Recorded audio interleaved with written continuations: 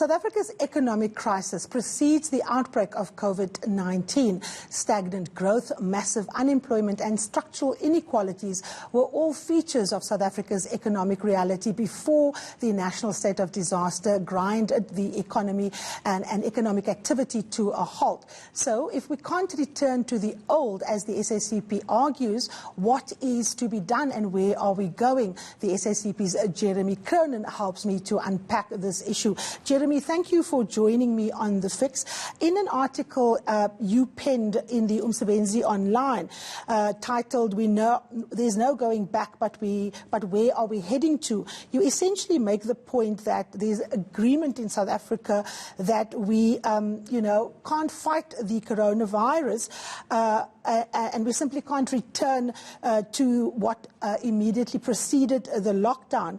But you're saying, what will this new economy and this new global reality look like? From the SACP's perspective, what is it that needs urgent attention, that needs to navigate what a new economic model ought to look like? Thanks, Karima. Yeah, I think that, and I was very pleased to see that President Ramaphosa also repeated this theme, that we can't go back to the so-called normal before the normal, because it was extremely abnormal for the great majority of South Africans. And indeed, we can't go back to the world, and won't be, because clearly it's a world in which has been turned upside down by the pandemic. I think there are many lessons. One of the big debates has, of course, been the role of the Reserve Bank, and whether South Africa should take on loans from the IMF and World Bank. But I think behind those debates lies a big structural issue, and that is that we have been on a very problematic and destructive path since the mid-1990s. There's been massive capital flight out of South Africa as a result of trade deregulation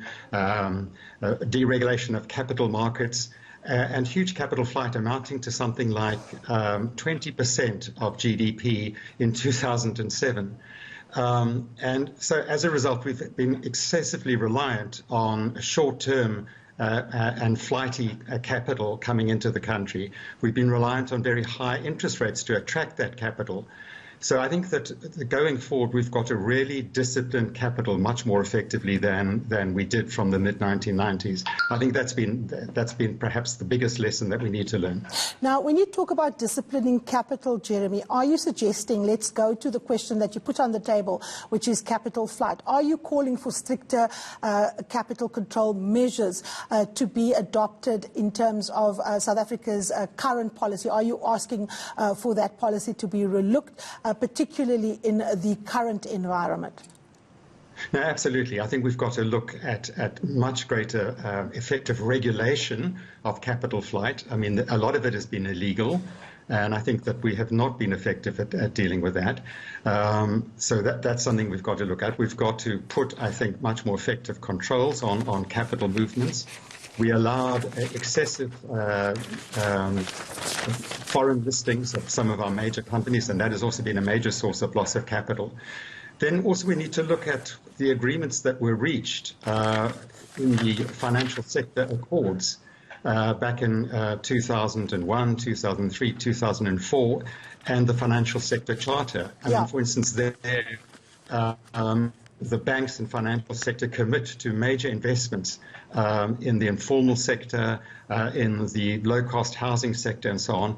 But despite the commitments, very little has been done. So that would be another form of really enforcing actual agreements that are in place in charters and things like that. So I think that is one massive area that we need to look at. One of the things that you do raise in your paper is the international financial lending institutions, the role of the IMF and the World Bank, and the conditionalities. And I like the fact that in the paper you do speak to a nuanced look at these institutions, you do say that within these institutions there is in fact debate about conditionalities and whether loans that are paid back or taken out and paid back should be paid, in dollar or rand terms or local currency terms. Just to get clarity, Jeremy, the South African Communist Party's position on South Africa going to the World Bank and the IMF to deal specifically with COVID-19. Are you supportive of this measure?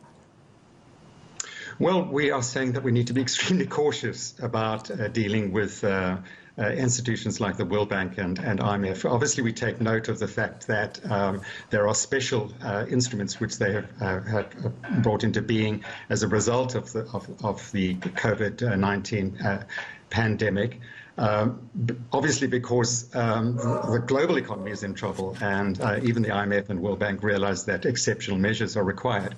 But some of these lending arrangements would carry a very low interest, at least on the face of it. They would still be loans, they wouldn't be grants, but they would be dollar denominated. And I think that that is something that we need to be very cautious about, because one of the great strengths that we have, relative strengths that we have as South Africa compared to many other countries in the South and all of our African neighbors, is that the bulk of our public debt is rand denominated. This would be dollar denominated, and obviously the danger is that the rand will, the exchange rate between rand and dollar could slide quite dramatically and unfavorably to us, and so we could end up with something that looked like it was a very low interest, but it could become extremely expensive. So we need to practice a great deal of caution. Absolutely. Now, the other thing, of course, is also just this call for radical economic transformation.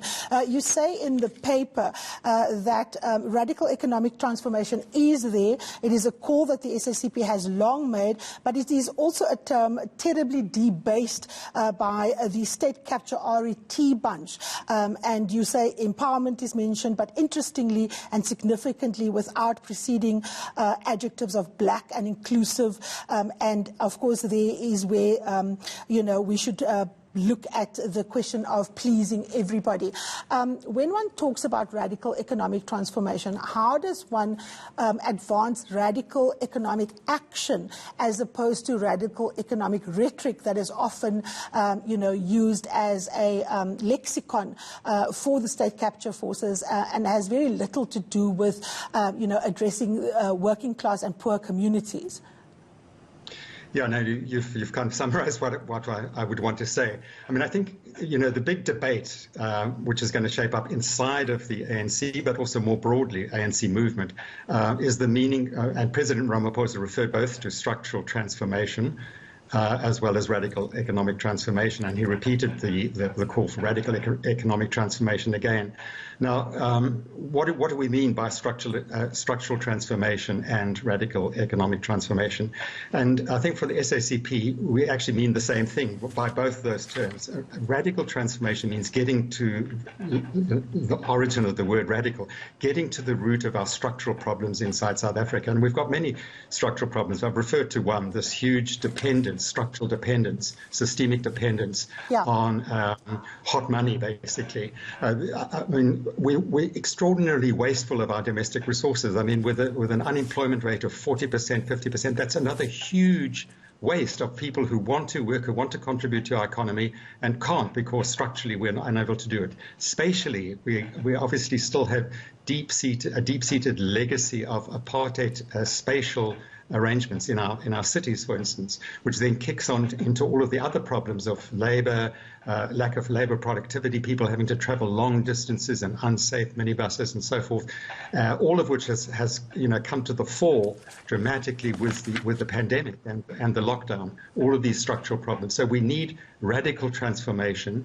but radical transformation can't just be a couple of slogans, nationalize the Reserve Bank, which frankly is an irrelevance, or expropriation without compensation. We need to radical transformation means addressing the huge systemic problems that we've got in the economy and in our society more broadly.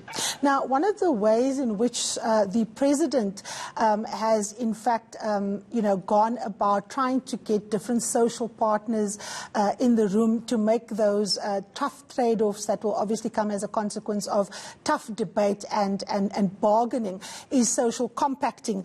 You refer to it here in your paper, but there's a lot of weaknesses in that social compact. I mean, we've seen, for example, NEDLAC institutions, don't have all the players in because, for example, the labour movement is very fractured. But often, Jeremy, these agreements are very general. When we have to dig down to the nitty-gritty, you will actually see that people aren't actually as close to a common understanding as one would have liked. Do you think that social compacting in its current form takes us to reimagining and charting new ways of imagining the economy?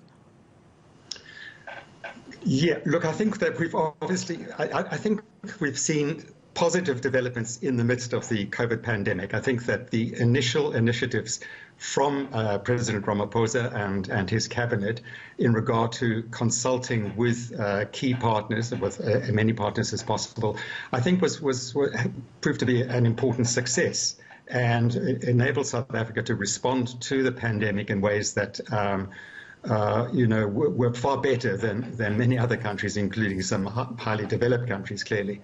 So I think that it is an important tradition that we've got in South Africa, and certainly one of the great strengths of President Ramaphosa himself.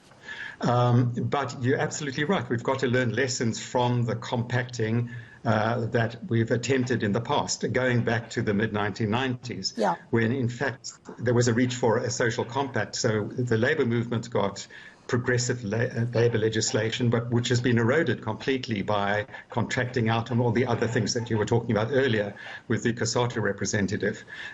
Big business got gear, basically, and liberalisation, which has enabled capital flight. And the poor got an extensive but leaky social security net. So we've got to get back into effective compacting, but the compacting has got to contribute seriously to a new growth path, one which addresses massive unemployment in particular, and all of the other systemic problems in our society. And that means that the state has to exert a degree of leadership and needs to have the capacity to effectively police or regulate agreements that are made, as I was saying earlier, about the financial sector, Concord, the accords that we had there. On paper, not bad, but in practice, we've been unable to effectively ensure that what was agreed has got implemented. Absolutely. Now, Jeremy, as we enter level 4 of the lockdown, many people are agitating, particularly big business, some of the opposition parties. I think the Democratic Alliance leader yesterday addressed the country on this question, and they are pushing for a much more rapid approach to opening the economy up. And several people have entered this debate, including, thinkers that are on opposite ends of the ideological spectrum. I've looked at a piece written by Brian Cantor that was put on, one of the online websites, and he makes a very important point. He speaks about the relationship between the economic costs and the medical benefits of any policy responses to an epidemic that deserves the most careful consideration. Now, there's been, in my view, a false dichotomy about opening the economy and choosing public health. When that is at the heart of this fight over how to manage the economy, what is the SACP saying here in terms of opening up the economy, but also ensuring that public health is not sacrificed as a consequence? Yes, I think that clearly we need to, first of all, not politicize this matter. And I thought that John Steenhuisen's intervention yesterday was unfortunate, and looks like, so, and carries him into the Trump kind of camp, possibly unintentionally, but that's how it looks. It looks like the special pleading of a particular interest group in South Africa. I think that the SACP's position is that we need to be guided by the science, both medical and public health science, as well as obviously insofar as there is a science of the economy, but we need as best as possible to have an understanding. And I think we're all operating in the dark. I think that the epidemic is a new one, and our own situation with our high levels of HIV/AIDS infection, for instance, is also a novel reality in terms of the pandemic. So I think we're feeling our way, and therefore we need to be cautious but mindful and of not erecting huge dichotomies on the one hand between the public health issues and the economic and social issues. The things are deeply interlinked, and how to get the balance right is not an easy matter. And I think we need to have sympathy, but also to be guided by those who are guided by the data and by the information, and also by international experience. Talking about data, Jeremy, as a final question, the Sunday Times is running with a headline saying, we want to avoid COVID-19 panic, and this is ascribed to presidential spokesperson Khusela Diko, whom we have tried to get onto this program to talk about what exactly she means. And essentially the piece says that the presidency acknowledged that they're not necessarily sharing all the COVID-19 data with the public because they fear panic and they fear, a response that will alarm South Africans. From the SSCP's point of view, is this the correct strategy to be followed by the presidency, or should they be more transparent with South Africans? Well, I hope the Sunday Times is getting it a bit wrong, and I don't know, and I'm not sure what the presidential spokesperson said, per se. I mean, I can imagine that there is a good reason, for instance, not to disclose necessarily the identities of people who have died or who are infected, because, or for instance, so some of that sort of information is appropriate, holding it back unless there's the agreement. But I heard the COSATU spokesperson earlier saying exactly what I would want to say, is that overwhelmingly, I think what has been good about government so far has been that it has been transparent. It's tried to convey as much information as possible to us, and often on a daily basis. And I think that, we need to practice social solidarity, and we need to have all South Africans collectively involved in the effort to address this challenge that we've got, and the maximum amount of transparency is absolutely essential. All right, that's where we will leave it. Thank you so much to the SSCP's Jeremy Cronin. Still ahead, new economic models that ensures shared growth and an equitable South Africa. Stay with us.